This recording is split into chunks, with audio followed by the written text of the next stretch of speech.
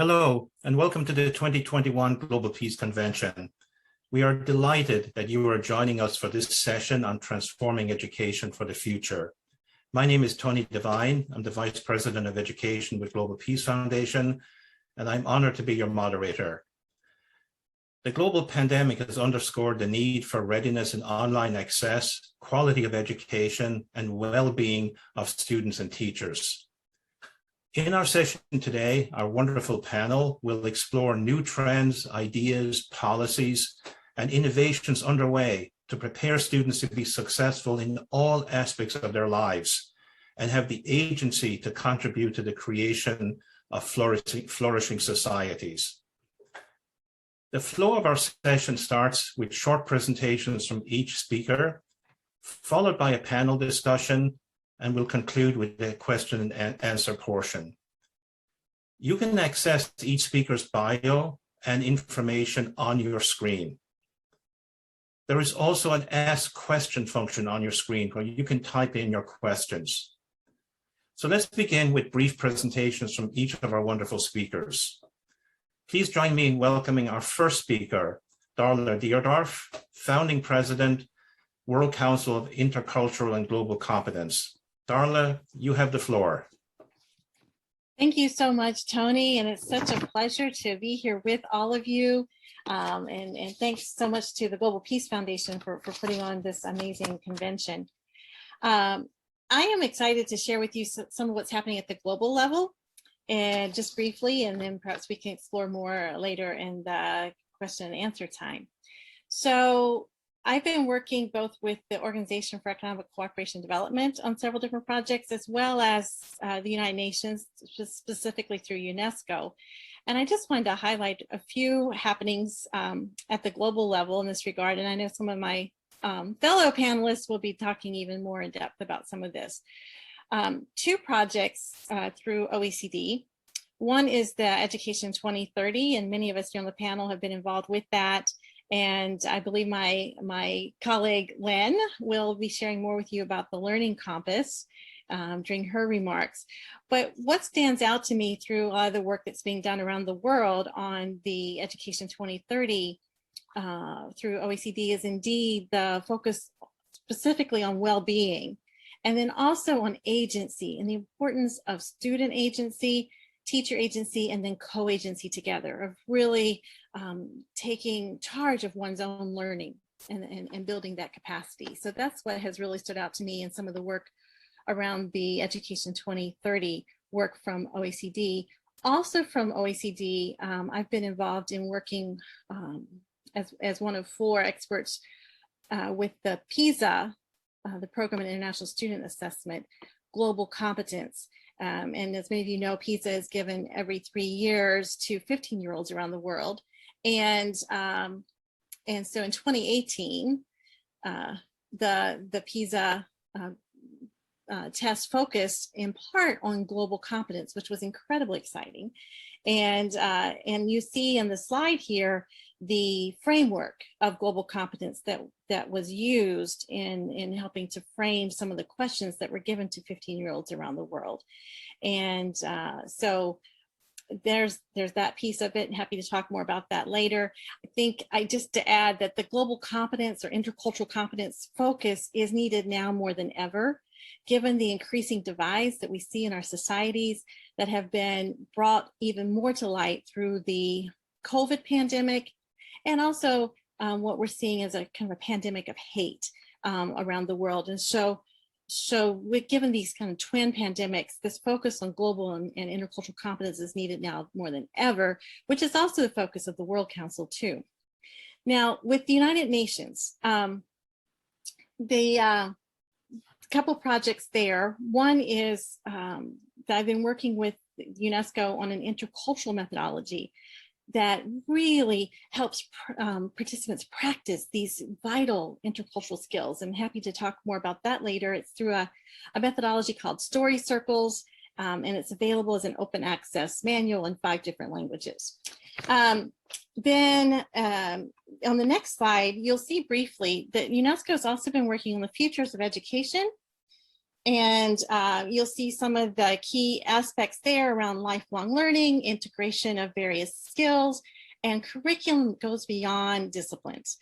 And then key to all of this is really around the teacher professional development and how do we support and train our teachers. So that's a really key piece. And then finally, on the last slide, and I know there's a lot there, I just wanted to just let you see, I'm not going to go over this in detail, some of the emerging themes and some key strategies that we see that you could use, including really the centrality of the learner and meeting learners where they are, which is so important. You'll see many other ideas there that I invite you to look at, and I would welcome you contacting me, and you have my contact information there.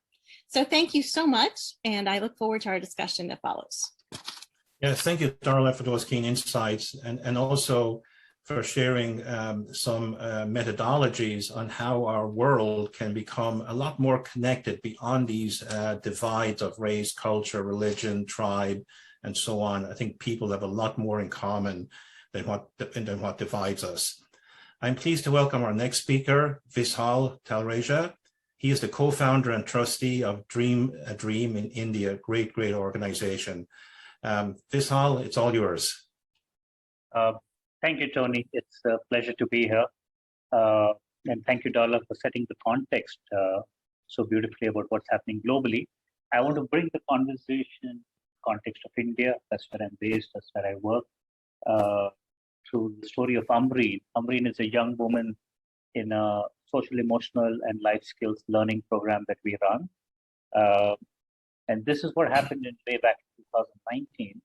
Amreen got a chance to participate in a program to develop life skills using football, through which she got a chance to travel abroad. And when she came back to her school, the school took out a procession honoring and celebrating Amreen and her achievements. And this led to over 100 new girls from the community joining our life skills program. And this for us was a great validation that we do when we invest in girls' education, when we invest in life skills and social emotional learning, it could transform entire communities. And this, I believe, is truly transforming education for the future. Now, when we talk about transforming education for the future, I think all of us are aware and talk about how the world is changing. It's becoming increasingly complex. The future is increasingly uncertain. The pandemic has shown that to us also. But the lens that we don't talk about, that majority of the kids growing up in adversity and some kind of poverty are first-generation schoolgoers, which means they've had early experiences of adversity in their childhood, which means that they're coming into an education system that does not recognize the impact of adversity on their cognitive and non-cognitive development and doesn't design education to help them catch up to developmental milestones. So a combination of adverse childhood experiences and now entering a very fast-changing world results in majority of the children being unprepared for life and not having the life skills and social emotional competencies to address challenges of uncertainty, complexity, challenges like the pandemic. When we talk about transforming education for the future, we need to keep both these lenses in mind: the impact of adverse childhood experiences and the fast pace of change in the world.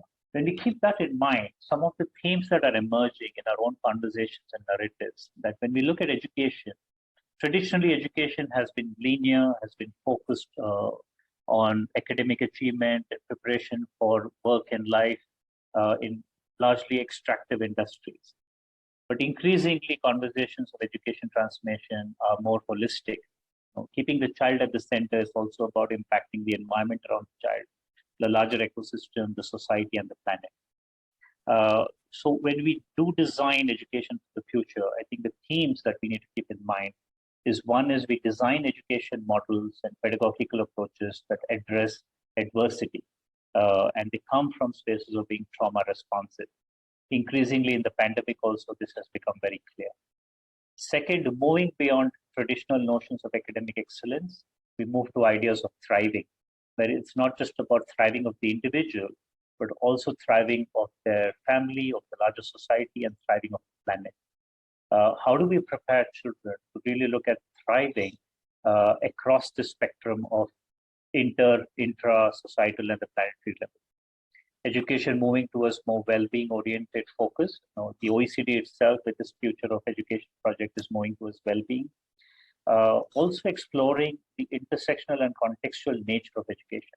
Again, traditionally in large countries of the global south, including India, the education we have has come from colonization. But now how do we design education models that look at contextuality of India and also look at intersectionality around caste, race, religion, gender, which also impact the experience of education for every child. And finally, I want to leave this reflection around education, again, traditionally has been designed around patriarchal models. How do we then move education towards more holistic, wholesome, circular, facilitative, feminine models of learning, which looks at every child as unique, special, has a sense of potential, and every child can thrive. Thank you very much. Vishal, I appreciate those poignant remarks, and you're so correct. Every single person is unique and special. I think that personalized learning approach is really becoming more and more important. I'm delighted to introduce our next speaker, Lynn Payne, Professor, Department of Teacher Education, Associate Dean, International Studies in Education, College of Education, Michigan State University. So Lynn, you're welcome to go ahead. Thank you so much, Tony. And I want to thank you. I want to thank the convention for this opportunity to have such an important discussion. I'm grateful that I can follow the inspiring and thoughtful comments from Darla and Vishal. I think you all will hear echoes of their remarks in what I'm saying. And I want to start with the point they each made, that if we think about transforming education, we have to start with the student, with the learner at the center. The learner as unique, as growing, as complex, and as living today and as moving forward in an increasingly complex world, a world that, as each of us has said, and the OECD certainly is saying, is volatile, uncertain, complex, ambiguous. That kind of world is requiring clearly learning that is different from what schools in the past, as Vishal has reminded us, they have been designed for different purposes. We need to think about learning that is different, learning that helps students develop, next please, understandings to navigate the complexity of a future. And that requires us to think about learning not only of subject matter, but really developing competence that is socio-emotional, that is physical, that is cognitive, that allows people to create new value, to take responsibility, to manage and deal with the dilemmas and the tensions that, as Darla said, sadly are increasing in the world. So I agree and want to reiterate the importance of thinking about the student or the young person or the learner at the center. I want to also reiterate the importance of thinking about a different kind of learning, a different goal for learning that requires different learning. And so I want now to think about how this means that teachers also, what they do, what their role is, what they draw on has to change as well. And so next slide, please. We want to rethink education. We want to rethink the role of the teacher, not as an imparter of knowledge, but as Darla said, co-agent with the student in developing and constructing knowledge, supporting the student in developing competence, and developing the student's own agency. And that requires a very different role for a teacher. The teacher then is a designer of learning opportunities, a facilitator of transformative learning possibilities. And as Vishal reminded us, it means the teacher is thinking about all students, not just the students who might look like them, think like them, come from advantaged backgrounds. Teachers, to be able to do this, need not only new kinds of knowledge, new kinds of skills, they also need attitudes and values that allow for risk-taking, that recognize the importance of empathy, that recognize the centrality of curiosity. That's a tall order, but it's exciting to think about education for young people moving in that direction. Thank you. And I really appreciate those important remarks. And really thank you for the great work you're doing for the development of our great teachers out there. And, I think the relationship between the teacher and the student is centrally important. And, any way we can do to help our teachers move to that next great stage in their evolution and development is really a good thing. I'm excited to introduce our next speaker, Stephanie Diaz, professor at the Federal Institute of Education, Science and Technology, Farroupilha, Brazil. Stephanie, you're welcome to proceed. Thank you very much, Tony, and thank you, Darla, Vishal, and Lynn. So we live in a very unequal world, and here in Brazil, we live in a very unequal country. I dare to say that here we all agree that to change the situation, it passes by education. But what do we mean by that? What kind of education? So today I will address a project that is changing the situation here in Brazil in many ways. I can say that the federal institutes face these inequalities and change in numerous lives every day. And I'm happy to be part of that. And some of the reasons are, first, we are a federal network. It's not only a single isolated institution, but it's a network. So this is very important. We are a vocational, high school and higher education institution in one single place. We have high school with a project-based approach. We have research and we have community service. So youth has the chance to work with research, to do community service, and to be able to have a qualified education. Second, the teachers, most of them have master's, doctorate, and postdoctoral degrees. This is very important. We have this focus on the local job market and local development. So we look at the place we live, and this is very, very important. We have partnerships and internship with companies. So that's another very important point. So in the next slide, we have some important results. So how is this different, this institution, how is this different from other schools or other educational institutions? Well, we all have here a mission. As Tony said in the beginning, the global pandemic has underscored the need for readiness in online access, and especially in terms of well-being of students and teachers. So I must add a very important information here about what we are doing in terms of this federal network, especially in terms of providing assistance regarding internet access. So here in the global pandemic, we are connected to our students, and also in terms of food security and psychological assistance. So this is very, very important, as Vishal pointed out, Darla and Lynn also. So besides that, we focus on education in terms of skills, competencies, understanding, and creating. So students not only need to understand the world, but they need to create the world. In terms of research, we need to focus on critical thinking. People need to understand the pandemic. They need to understand why we use masks, why vaccination is important. So this is like a future-oriented work, and that flourishes innovation. And what is very important as well is community work. We need core values. We need citizenship. We need to be part of the world. We need to be part of the local community and to develop the local community. So in the next slide, we can see that we have a lot of units in Brazil, and we have plans for the future. So we need to look forward to see next. So we have many discussions in each institute, but I'm going to share with you some information regarding my institute, the Farroupilha one.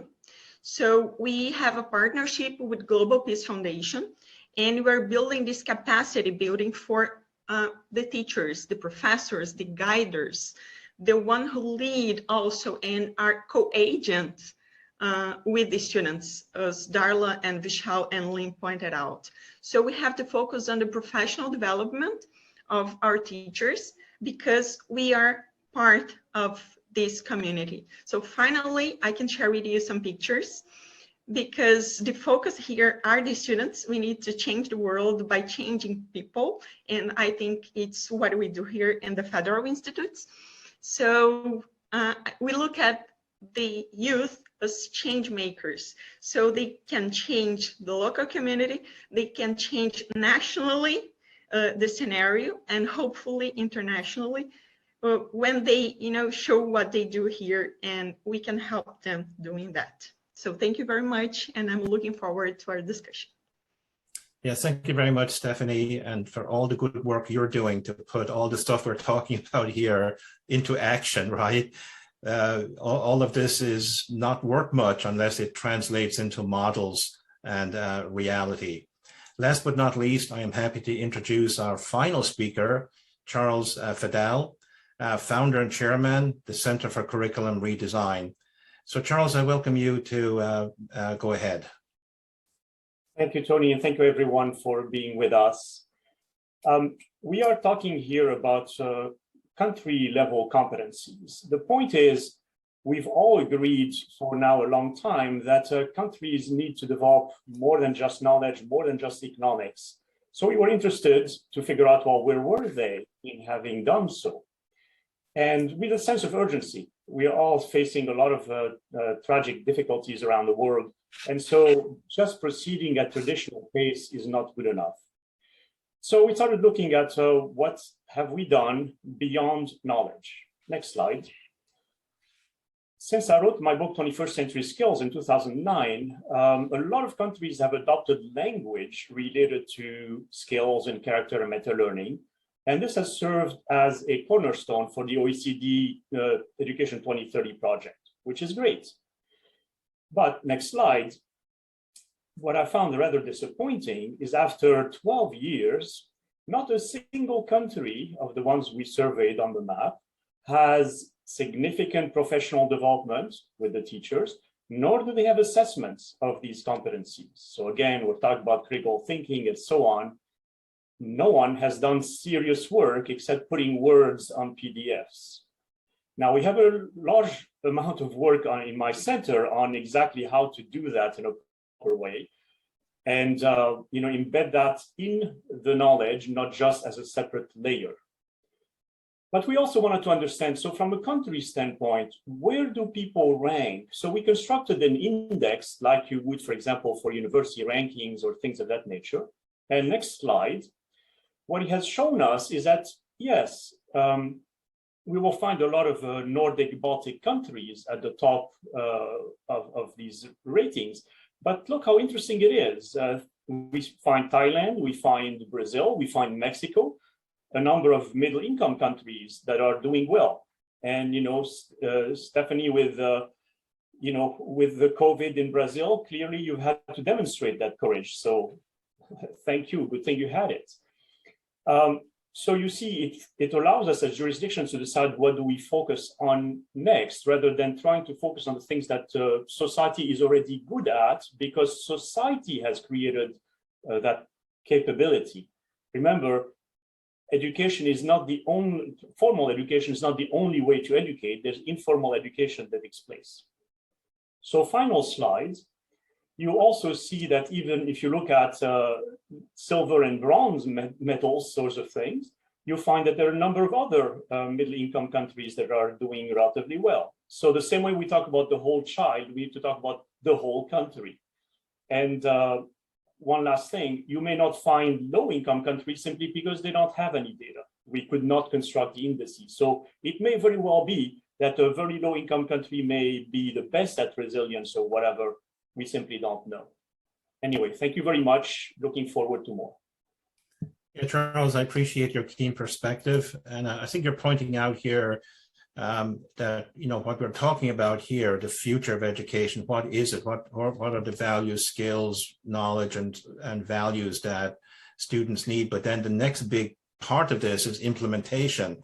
How do we put all this into practice? And I think we have a huge journey collectively together to figure that one out. So I really want to thank our wonderful speakers for sharing their viewpoints related to transforming education for the future. I want to invite our speakers to participate now in what I hope will be a spirited dialogue.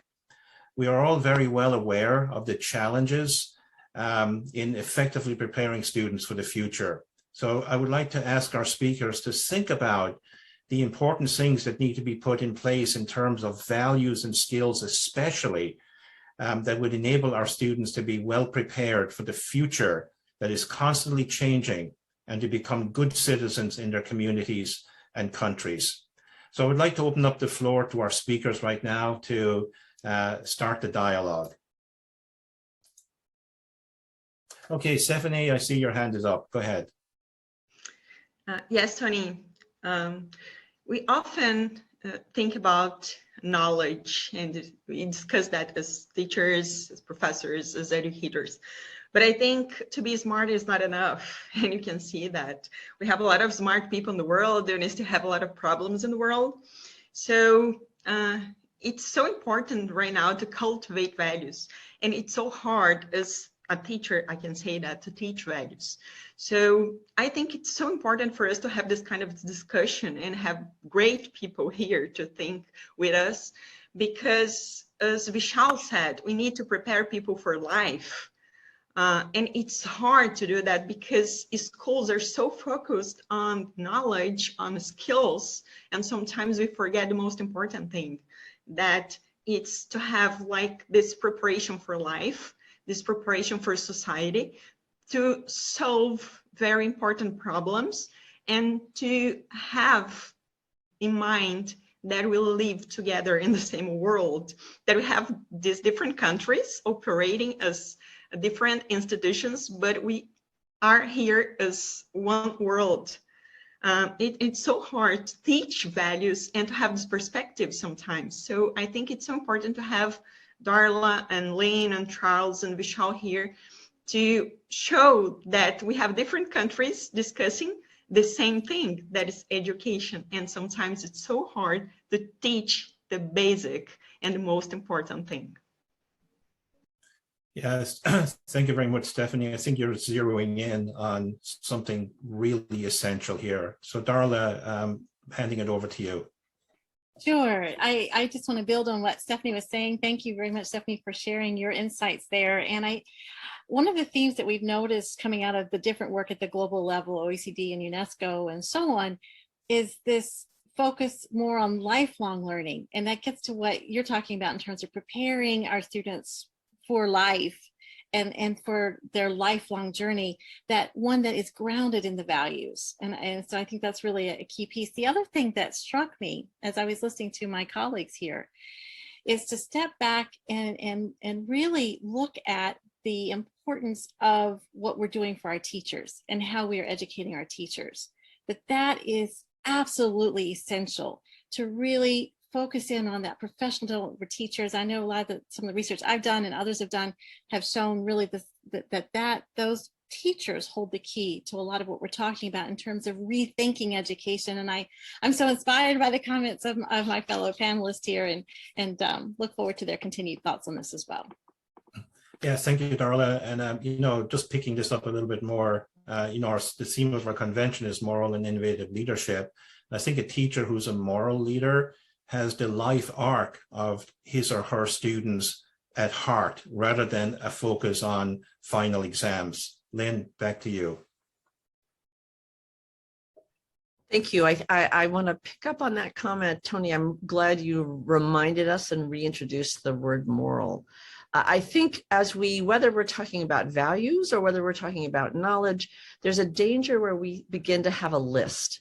And there's also a danger where we have a sort of linear sense. And I was very grateful, Vishal, where you sort of helped us think about the problematic aspect of linear views of education. I would say that in our discussions, thinking about future-oriented learning and what teachers need to support that is also a recognition not only that values are important, but that students come already with enormous strengths. And I'm going to hope that Vishal might pick up on this, and Stephanie might pick up on this, and anyone else. But our students who are surviving adversity, and in every country right now, we can think about students in COVID. In the US, we so often are talking about the gaps and the losses. But it means we frame the student as lacking.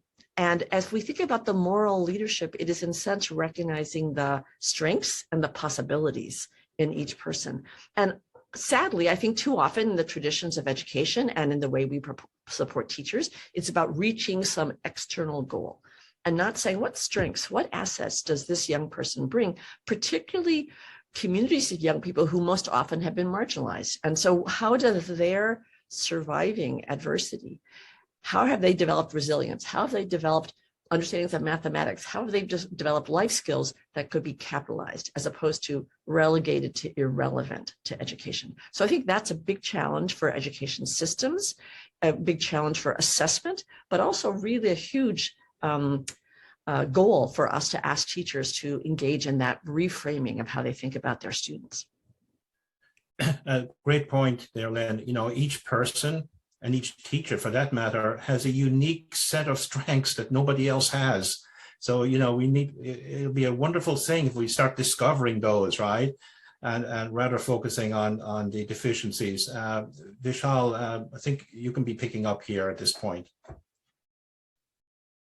Yes, I want to build on what Lynn said. I think in our own design of how we work with children coming from adversity, we use strength-based facilitation as a model, where we recognize that each child starts where they're starting, and it does not matter where they're starting.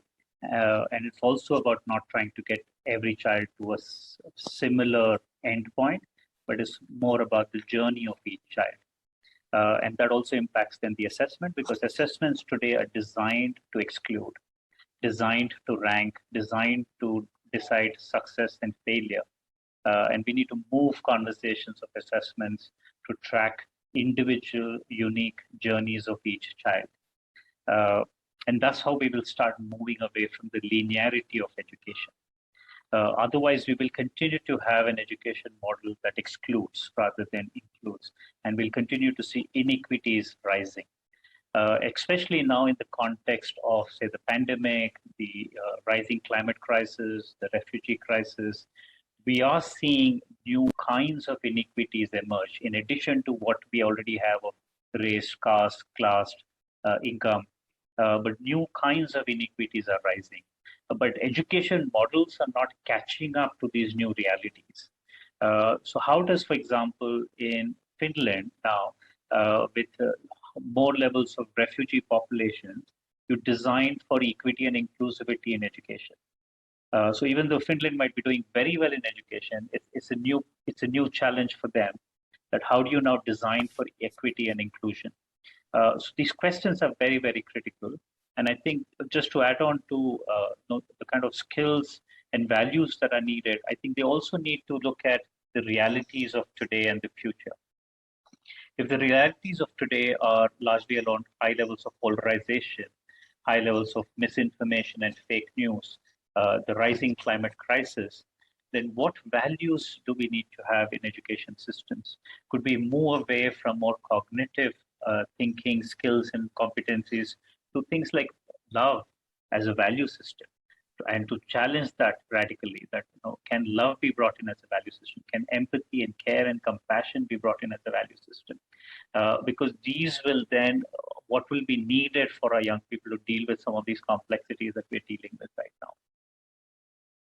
Yeah, Vishal, so glad you brought up this point about love, right? Because this quality, this aspect of our lives, our ability to love others, it's fundamentally developed in the family, right? And I think we'll need a lot more emphasis on how do we build strong families as well. We go from the individual to the community in education. We miss the family completely, which is really, I don't quite know how to say that. But Charles, I'd like to go to you. You know, the Center for Curriculum Design does a great work on character and character development.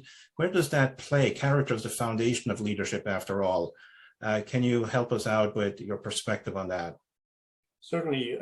Well, first of all, we have to remember, as Vishal was saying, that education doesn't only come from what happens in school. So if you look at the success of an individual at large, there are really three factors. one that represents about 40 to 60% of their success is their genes. There's very little you can do about that. You know, we're all born with a certain level of capabilities. Now, the other 50%, though, is 20 percentage points related to formal education and 30 percentage points related to informal education. So putting the onus of only 20% to fix the entire 100% is not very fair. So it's at least, let's expand that to 50%. So yes, the family, the structure, the country, all the institutions around us matter greatly, not just formal schooling. That's number one. Number two, there are strategies top down and bottom up that can be used. The first one, the biggest villain in the room that no one acknowledges is actually university entrance requirements. They bias everything that's done below for education. So if suddenly universities were to pay attention to skills and character and meta learning and so on, all of a sudden the rest of the system would respond. So as long as they don't do that, the system is paralyzed, and they really need to understand the role they have in this paralysis. And that's applicable to end of studies exams like a baccalaureate or equivalent, depending on the country. What can we do in the meantime, bottom up? Sure, teacher professional development in spades, but there's also a way of pushing the kids towards identifying their identity, their agency, and their purpose. So if you think about the purpose aspect, is to say, okay, fine, let's say everyone has to build a robot. What kind of robot can you build that helps humankind? How can you line your robot to the UN SDGs rather than just having a cute robot, right? So by adding a sense of purpose, bottom up, to everything that's done in a classroom, you can already orient the kids in that direction without necessarily having to wait for the system to reform top down. Yeah, I think living a purposeful, meaningful life is just an amazing goal, right? That every student can have on their future. Stephanie, your thoughts? Yeah, I totally agree with that in terms of sense of purpose. And Vishal used the word exclusion, and Lynn used the word marginalization. I guess many big problems in society come from the fact that people are excluded. They do not feel part of something, and they are excluded by people. We should be open to the youth. We should be open to each other. I think it's something so basic, but it's so hard sometimes. And I think innovation comes from that, to be open to new ideas, to be open to people, and especially to be open to the youth. So I need that we as a society, and especially we as educators, we need to be these open-minded people, to listen to other open-minded people, our students. And this is so hard sometimes to get, open to what is new, what is different, something that it's like something that we are not used to.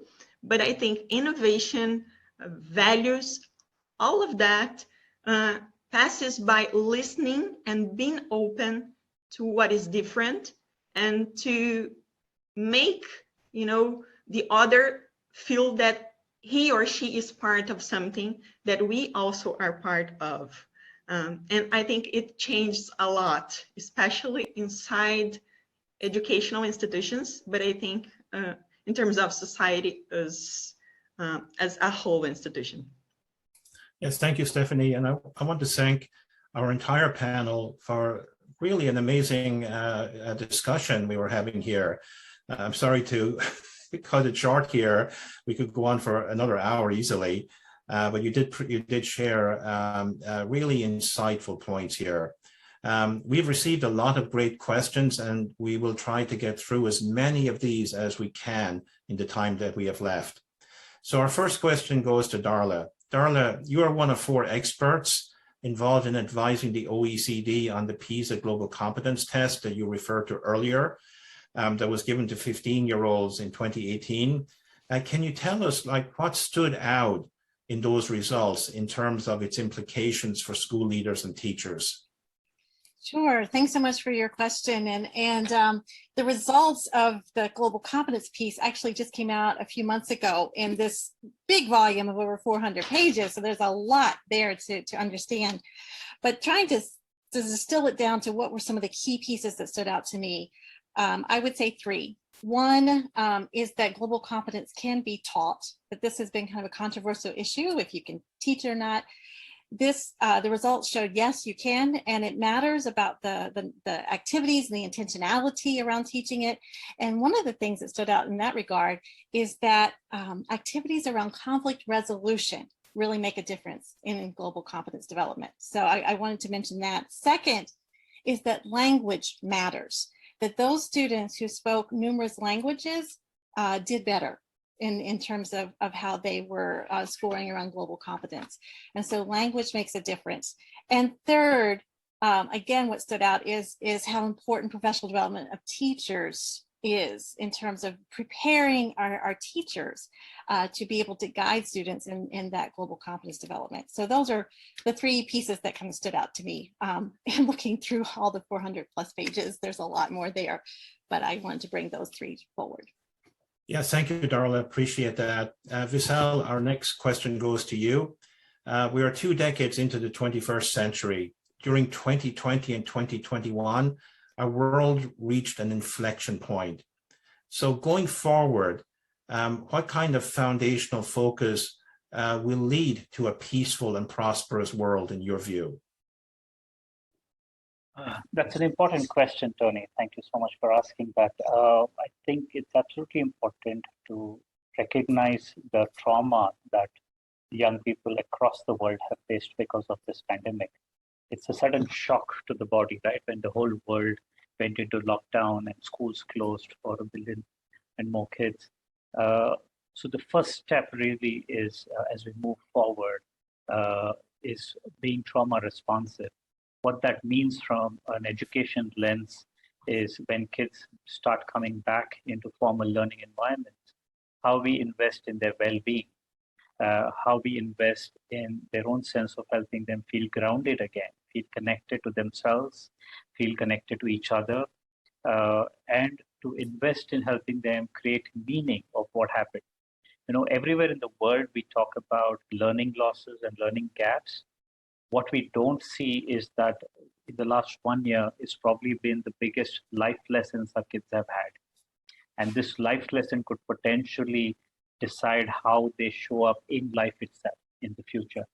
And we as adults have to help them create meaning of that. And this pandemic is actually a huge opportunity for us to reimagine and redesign the core purpose of education, move away from academic excellence towards a purpose of education that focuses on thriving for the individual, for the family, for the society, and for the planet.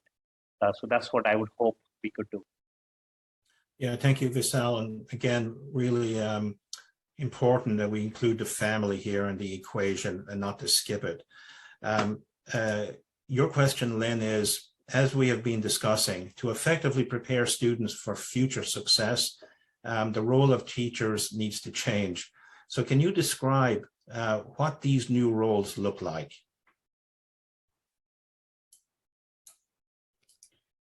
I'm happy to, and I think we've already heard some of that already from the comments others have made. A teacher who can support students in the kind of learning that Vishal has just mentioned is a teacher who sees themselves as themselves a learner. They have to understand their students. They have to understand the community. They need to learn about the family. So it shifts a role from being the knower or the final authority to being someone who is committed to and passionate about learning, the learning of their students, but themselves as learners. Secondly, I would say that this new role is a role that has the teacher in a very different set of relationships, that recognizes the teacher is in relationship. I think Darla, as our first speaker, mentioned co-agency. If we're thinking about not simply filling checklists, not simply responding to some externally outdated set of expectations for schools, but in building meaningful learning for life, then it really means building relationships with students as knowers, building relationships with families who have strengths, but also have aspirations, building relationships with other teachers with whom they can collaborate across disciplines, across grade levels, so that the boxing in of education that has hampered the ability of the learning of the whole person, this sense of a journey and a process, can be less restricted. And finally, I think it requires a teacher to be thinking at a system level. If their hope is to help students thrive, thriving in a system that they are helping change, teachers themselves have to understand the system, have to know how to tap into that system, how to help students learn how to work and navigate the system. So those are very different roles for teachers, but they're important ones. Thank you. Hey, Lynn, I could listen to this for an hour more. That was amazing. The next question goes to Stephanie. What are ways in which students can develop the innovative side of leadership, cultivating the creativity to solve the complex problems of our time and advance and develop the human condition? Thank you very much for your question, Tony. I think as teachers, we can help students to achieve that by at least 3 steps. One is challenging our students by presenting them relevant problems, relevant real life problems, and also a line of key solutions throughout history, and also great people, relevant people in our history as well. So key figures in science and art, in sports, social changers. I think people need to be inspired by other people. They need to want to build solutions. They need to value the world. They need to be connected to the world. Second, I think we need to guide them intellectually, and that's the skills, the competencies, the knowledge. So the knowledge how and the knowledge that. And finally, giving them perspective in terms of a valued-based perspective regarding their place in society. So some values to follow, a feeling of belonging and of their own relevance. So they need to feel that they are agents, and they are agents, as Darla said. And sometimes we forget that we are agents, that the problems you see in the world, that the things that we need to change, we are the agents to change that. Sometimes our students forget that. Sometimes as teachers, we forget that as well. Yeah, thank you, Stephanie. I think in terms of agency, I think it's we ourselves who put too many limits on ourselves on what we are capable of and what our full potential is. Charles, this question is for you. To deal with the unprecedented challenges of our world, why are core values and a moral compass becoming increasingly important to guide decisions and judgments in a world that is becoming increasingly complex and uncertain? Well, the issues of equity and social justice are there to see every single day. You cannot have, for example, a reservoir of virus mutations in one area of the planet because you don't care, you care only about your own country. During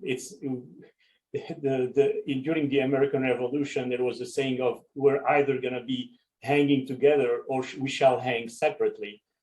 Humanity has to understand we're all in this together. Pandemics are for all of us, and you cannot neglect the reservoir and say, good luck to you. We're all in it together. So even if not from an altruistic standpoint, even if it's merely a selfish standpoint, we have to help each other.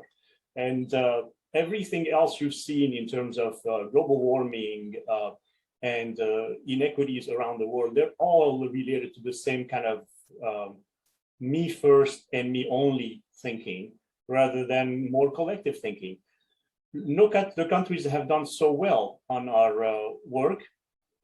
They're all Nordic and Baltic countries. Why do you think that is? I would venture to say that's because they have a good balance between a social and an individualistic model, not one or the other. So it's the right balance between paying attention to yourself and the health of the society all around you that makes sense. Hopefully the world will mature fast enough to understand that this is valid for the entire planet. Okay, thank you, Charles. You know, I think astronauts have an incredible perspective on our world. When they look at our planet from up in space, you know, they wonder, like, why can't we all be getting along, right? Our world is so small these days in many ways.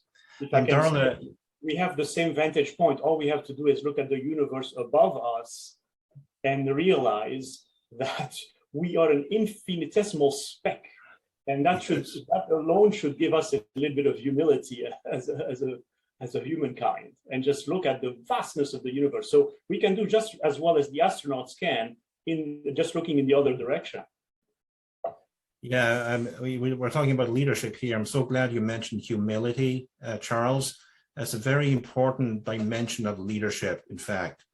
So Darla, your next question is, the use of story circles in schools and communities, both in person and virtually, have shown to be powerful in helping people to connect beyond differences. And we're talking about this quite a lot in our Q&A. Darla, what are story circles and why do they work so well? Sure, thanks so much for that question, Tony. And of course, circles are used for many different purposes around the world and have existed for centuries in indigenous cultures in particular. UNESCO has adapted both stories, which have also been around as long as humans have been around, and circles for the purposes of developing and practicing key intercultural competencies, such as listening for understanding. And as humans, we tend to typically listen for response or for judgment, but and that's just normal, but rarely do we really focus on the other and deeply listening for understanding. And so story circles really helps to practice that. It's a structured yet adaptable methodology for developing these intercultural competencies. It's been used around the world, both in formal and informal learning settings. As Charles mentioned, informal is very important as well. And it's been used to train virtually, for example, UN staff. And I think, in fact, one of the UN staff even said it was the most impactful experience that she's had in the entire time of pandemic. Why? Because it connects us with each other. We see ourselves in others through the story circles. And just coming back to, for example, what Lynn talked about in terms of relationships, it's really about, in the end, about those relationships that we build with each other. And Vishal talked about how we need to be grounded in self and others, and story circles helps to do all of that, moving beyond just the cognitive head knowledge to really that deeper heart level connection with each other. And in the end, it is about relationships and how we connect with each other, how we see that, as Charles said, we are all in this together. And I'm reminded of the South African value of Ubuntu, that I am because we are because I am, that we cannot separate ourselves from each other, and what we do impacts each other. And so story circles really helps to emphasize that, and it's available to all and to use in and out of the classroom. And really, I know UNESCO welcomes the use of story circles widely. So thanks so much for asking about that. Thank you for your good work on that, Darla, and a really great point, important point. It's all about others more than it is about ourselves, an important orientation for us to have. The next question is for Vishal.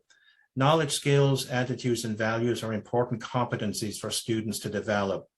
Can you articulate why knowledge and skills, which are actually value neutral, need to be mediated or guided by core values, character, and virtues?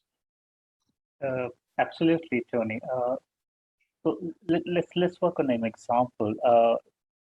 Education so far has worked for the top 15-20% of the population, who have then gone on to become decision makers in society, political leaders, business leaders, influencers in society. Now imagine a scenario that someone highly educated at some point in the past decided that we have too much waste on land and we should be dumping our waste in the ocean. And it probably came from a good understanding of knowledge and had competencies for problem solving, but it was not grounded in values, because what it did was further created deeper impact on the climate crisis.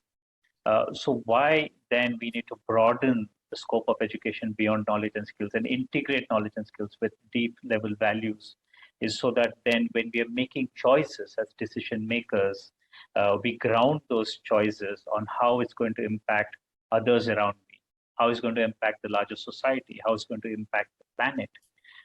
And if we do not consider that, then we are going down the same path that we have taken in the last 30, 40 years of the climate crisis, of high levels of polarization, of religious hate and racism that we're filled with in this world. So that's why it's so critical.